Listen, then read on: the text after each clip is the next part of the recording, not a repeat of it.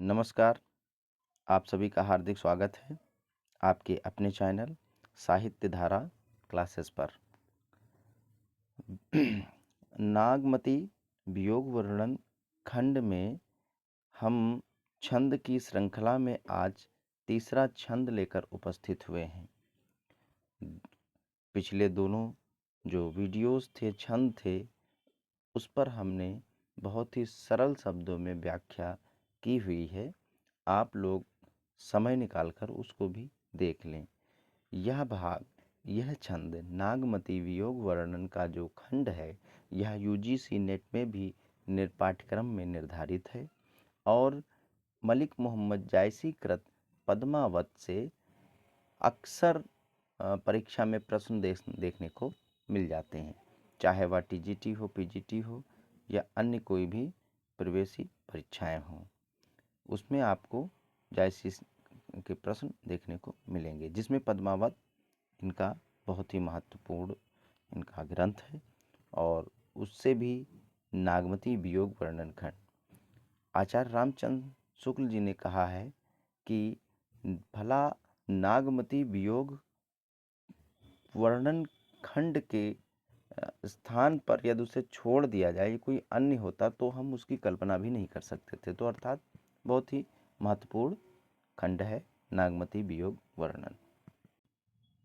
तो दोस्तों, आओ हम पाठ पहल करते हैं। पहले पद को पढ़ते हैं। यह छंद नंबर 3 है। तो ये प्रसंग भी बहुत अच्छा है। इस पे जब नागमती चिंता और शोकाकुल होती है, उसके पश्चात उसकी जो सखियां हैं उसको ठाठस बंधवाती हैं और उसे धैर्य धारण करने के लिए कहती हैं। तो आइए पाठ करते हैं। पाट महादेई हिय नहारो, समुझ जीव चित चेतु संभारू। भंवरे कमल संग होय मेरावा, सांवरी नेह मालति पह आवा। पपी है स्वाति सौ जस प्रीति, टेको प्यास बांधु मन पीति।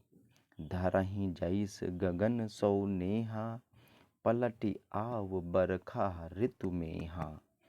पुनि बसंत ऋतु आव नवेली, सो रस सो मधुकर सौ बेली। जिन अस जीव करिस तू बारी, यह तरीवरी पुनि उठहि सवारी। दिन दस बिनु जल सूख विधंसा, पुनि सोए सरवर सोई हंसा। मिलहि जो बिछुरे साजन, अंकम भेंट अहंत। तपिन मृग सिरा जे सहे, ते अद्रा पलुहंत। तो आइए इसकी व्याख्या करते हैं। प्रसंग तो पहले ही हमने बताया है कि जो पद्मावत की सखियां हैं वो उसको ठाठस बंधाती हैं, धैर्य धारण करने के लिए कहती हैं और कहती हैं कि हे पट महादेवी, अर्थात हे नागमती, तू हृदय से हार मत मान। पाट महादेई ही ये नहारो, अर्थात अपना जी छोटा मत कर, अपना हृदय मत हार, अर्थात हृदय से तू हार मत मान। समुझ जीव चित चेतु संभारू, मन में अच्छी तरह से सारी परिस्थितियों को समझकर सचेत हो जा और अपने आप को संभाल। भंवरे कमल संग होए मेरावा, संवर नेह मालति पह आवा।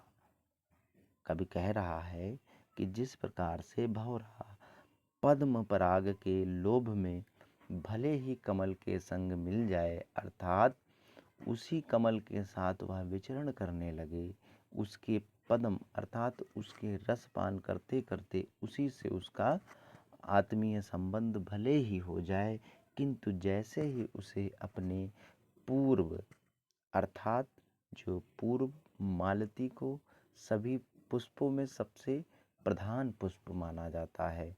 तो भंवरा क्या करता है, तो फिर वह जब उसे अपने पूर्व प्रेम अर्थात मालती का स्मरण होता है तो वो क्या करता है, वो निश्चित ही वहाँ लौट कर आएगा। तो हे मालती रूपी नागमती, तू जो रत्नसेन रूपी जो भंवरा है वो किसी कमल के साथ विंध गया है, उसके पद्म पराग में जो फंस के रह गया है, किंतु वह विस्मृत कर गया है तुम्हारी सारी स्मृतियों को। किंतु जब उसे मालती अर्थात नागमती अर्थात पूर्व प्रेम का स्मरण होगा तो वह पुनः लौटकर अपनी प्रियतमा के पास अवश्य ही आएगा। पपीहहि स्वाति सोहु जस प्रीति, टेक उपवास बांध मन पीति।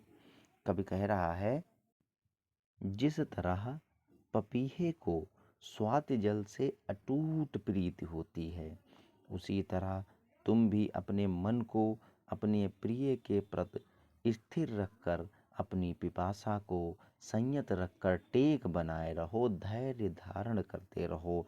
धरती जस गगन सो नेहा, पलट आओ बरखा ऋतु मेहा। अर्थात कब कहता है कि धरती को भी आकाश से नेह है अर्थात प्रेम है, लेकिन वो क्या करता है, धरती से दूर चला जाता है।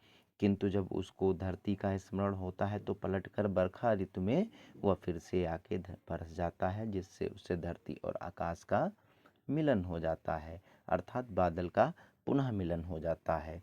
पुनि बसंत ऋतु आव नवेली, सो रस सो मधुकर सो बेली। कवि कहता है कि फिर नवल रस से परिपूरित वही बसंत ऋतु आएगी और फिर वही रत्नसेन भंवरा जो है वो फिर वही होगा, फिर वह वापस आएगा और फिर वही मालती लता अर्थात नागमती होगी और फिर वही रस आनंद होगा। इसलिए तू अपना जी छोटा मत कर, हौसला बनाए रखो, धैर्य धारण करते रहो। जिन अस जीव करिस तू बारी, यह तरिवर पुन उठै सवारी। अर्थात कवि कह रहा है कि हे रमणी, तू अपने मन को इस तरह से निराश मत कर, ना होने दे, या तेरा शरीर रूपी वृक्ष फिर संभल कर खड़ा हो जाएगा, लहलहा उठेगा और फिर सब दुख दर्द तुम्हारे मिट जाएंगे। दिन दस बिनु जल सूख, विधन साह पुनि सोई सरोवर सोई हंसा। अर्थात ये 10 दिन के सूखा पड़ जाने से, अर्थात यदि मानसरोवर में 10 दिन का सूखा पड़ गया तो क्या हुआ, अर्थात मानसरोवर यह 10 दिन के लिए सूख भी गया तो क्या हुआ, एक बार जब वर्षा ऋतु आएगी उसमें जल फिर आएंगे तो सूख जाने के कारण से जो पत्तियां जो वनस्पतियां जो है सूख गई थी और जो हंस तालाब को छोड़कर विचरण कर गए थे, दूर चले गए थे, उनका पुनः आगमन हो जाएगा और वनस्पतियां पुनः ही लहलहा उठेंगी। मिलहि जोह बिछुरे साजन, अंकम भेट अहंत, तपन मृग सिरा जो सहे, ते अद्रा पलुहंत। कवि कहता है कि जिस प्रकार से बिछड़े साजन जब मिलेंगे एक दूसरे से तो अंक भरकर भेंट करेंगे, एक दूसरे से इस प्रकार से समाहित हो जाएंगे कि सारे दुख दर्द सब दूर हो जाएंगे। अर्थात जो जिस प्रकार से जो वनस्पति जो पौधा या वृक्ष तपन की मृगशिरा को सहता है तो क्या होता है, वही अद्रा आने पर वह फिर से हरा भरा हो जाता है। आशा करते हैं दोस्तों आप सभी को व्याख्या समझ में आई होगी। यदि कोई समस्या हो तो कृपया आप अपनी प्रतिक्रिया कमेंट बॉक्स में अवश्य दें। Thank you for watching.